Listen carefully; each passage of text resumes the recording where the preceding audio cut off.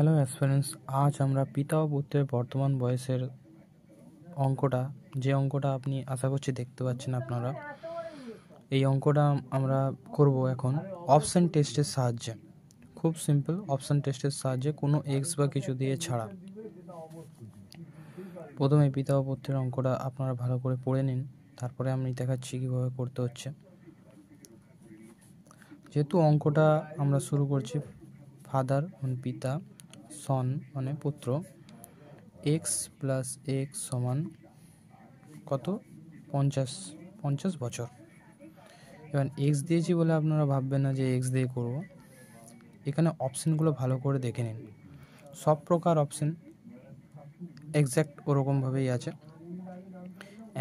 আমরা এবার এমন একটা অপশান বেছে নিচ্ছি, যেমন আমরা ধরে নিচ্ছি যে এখন পিতার বর্তমান বয়স 40 আর সনের বর্তমান বয়স হচ্ছে 10। ইন ফিউচার বলেছে যে সনের বর্তমান বয়সটা সনের যে বর্তমান বয়স পিতার বর্তমান বয়সের সমান করলে ওদের বয়স সমষ্টি 110 হচ্ছে। তাহলে সনের যদি পিতার সমান বয়স করতে হয়, তাহলে নিশ্চয়ই সনের 30 বছর বয়স বাড়াতে হবে, তবে গিয়ে সনের বয়স হবে 40।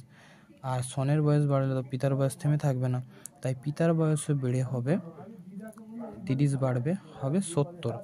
পিতা ও সনের যখন আমরা যোগ করব সমষ্টি, তখন কত বয়স হবে? 110 বছর। সিম্পল, অঙ্কটা অপশান টেস্টের সাহায্যে কত সিম্পলভাবে হয়ে গেল। এবার আমার সঙ্গে এরকমভাবে জুড়ে থাকুন, আমার চ্যানেল সাবস্ক্রাইব করুন। আমি তাহলে প্রত্যেকটাই অঙ্ক এরকমভাবে অপশান টেস্টে আপনার দিকে দেখিয়ে দেবো, কম্পিটিটিভে খুব সহজে সময়ের সাথে নামানোর জন্য। ধন্যবাদ।